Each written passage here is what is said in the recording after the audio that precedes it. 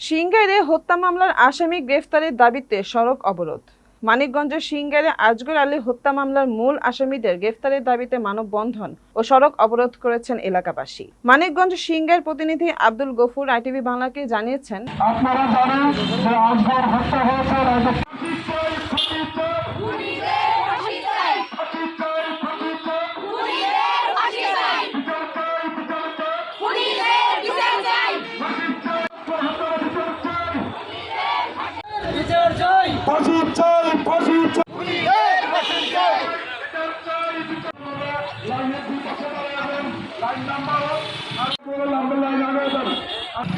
সবার ছেলে মেয়েকে পড়ালেখা করাতে চাই নিরাপদ হবে, কিন্তু